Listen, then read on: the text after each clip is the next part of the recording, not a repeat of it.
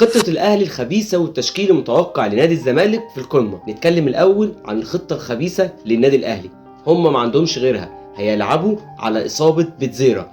خد مني الكلام ده وسجله وهتشوفوا بكرة بيحصل في الماتش. كل لعيبة النادي الأهلي بكرة هتعتمد إنها تصيب بيتزيرا من أول لقاء. قبل كده الموضوع ده كان بيحصل مع أحمد سيد زيزو، وشفناه في كذا ماتش في لقاءات القمة، وكان زيزو فعلا بيتصاب وبيخرج من أول الماتش.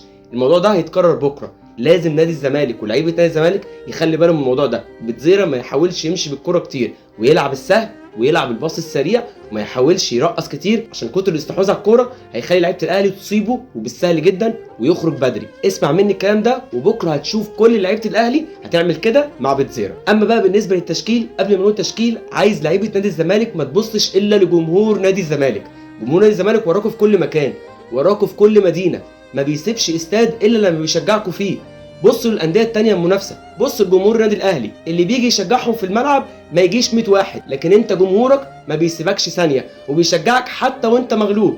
اعمل اعتبار للناس دي. انت لو عملت اعتبار لجمهور نادي الزمالك ولعبت كراجل في الملعب هتكسب، وسهل كمان. النادي الاهلي بكره لا حول له ولا قوه. انا عارف انا بقول ايه كويس، بعد تاكيد غياب زيزو وكمان امام عاشور ما بيلعبش، وكل لعيبه النادي الاهلي مش في مستواها، فانت سهل قوي تكسب النادي الاهلي بكره. حتى المدرب اللي ماسك الاهلي عماد النحاس عارف ان هو هيمشي، وكمان بعد الانباء اللي اتسربت ان في مدرب دنمارك جاي بعديه، فده هيخلي عماد النحاس ان هو يعرف قد ايه ان هو قليل على النادي الاهلي. اما بقى بالنسبه للتشكيل، مفيش غير محمد صبحي لحراسه المرمى طبعا، اتنين مساكين، مش حسام عبد المجيد. حسام عبد المجيد بيسرح كتير، وبكره ماتش محمد شريف، لو سرح بس حسام عبد المجيد محمد شريف هيتالق وهيجيب جون، وانا بقول لكم الكلام ده وعلى مسؤوليتي.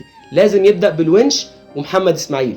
باك شمال مفيش غيره بنتايج، باك يمين عمر جابر، في نص الملعب طبعا دونجا، عبد الله السعيد، ناصر ماهر.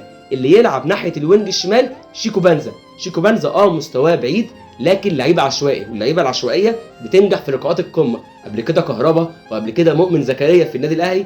اللعيب العشوائي كده طبعا مفيش غيره بيتزيرا، والمهاجم الوحيد عدي الدباغ. كل الدعم والتوفيق ليانيك فيريرا وجمهور نادي الزمالك. بكره انا عارف ان هو هيفاجئنا بالتشجيع اللي هيستمر لمده 90 دقيقه. ان شاء الله نادي الزمالك يكسب بكره وتكون ملحمه كبيره ونرد بيها على كل الناس اللي كانوا بيشككوا في نادي الزمالك ان هو مش هيعرف يرجع. لا، الزمالك هيرجع وهيقدر، وهنكون اول وهنكمل اول ان شاء الله.